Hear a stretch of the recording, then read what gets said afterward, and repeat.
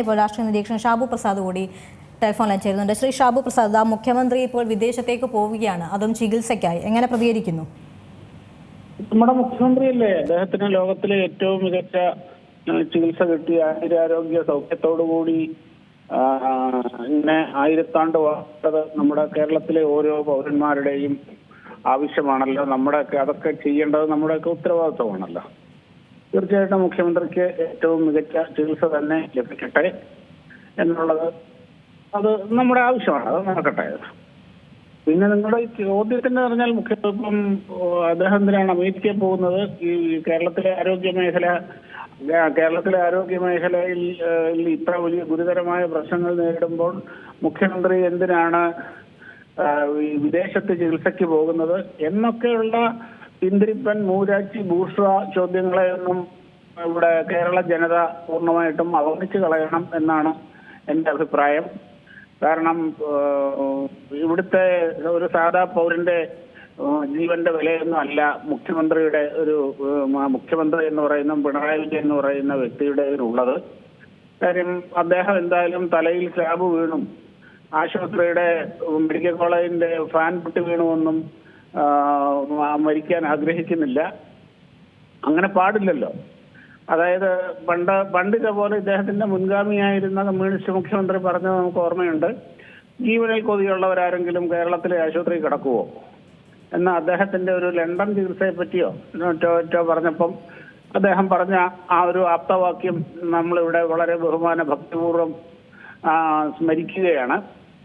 അതുകൊണ്ട് അദ്ദേഹത്തിന്റെ ഈ വിദേശയാത്ര വളരെ ഗംഭീരമാവട്ടെ. അത് മാത്രവുമല്ല, അദ്ദേഹം അമേരിക്കയിലാണ് ചികിത്സിക്കാൻ പോകുന്നത്.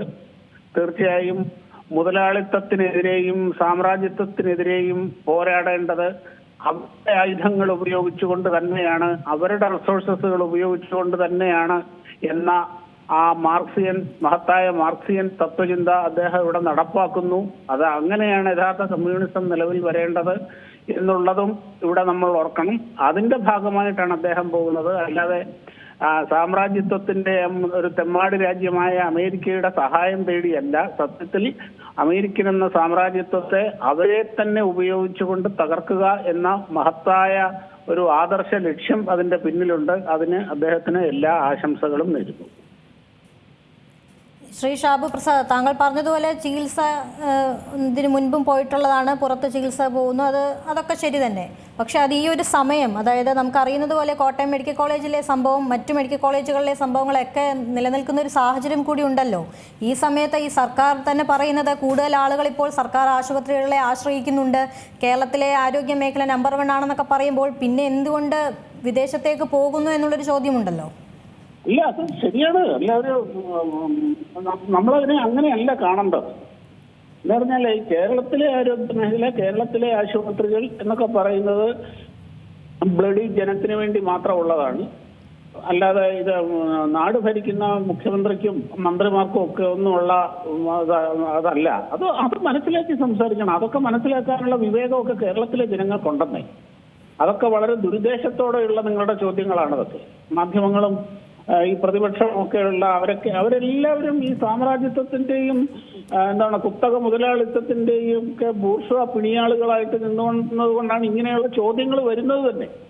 അങ്ങനത്തെ ഒരിക്കലും അങ്ങനെയല്ല. ഇവിടുത്തെ ആശുപത്രി എന്നൊക്കെ പറഞ്ഞു കഴിഞ്ഞാൽ എന്നെപ്പോലെയും നിങ്ങളെപ്പോലെയൊക്കെയുള്ള കഴുതകളായ ബ്ലഡി ജനത്തിന് വേണ്ടിയിട്ടുള്ളതാണ്.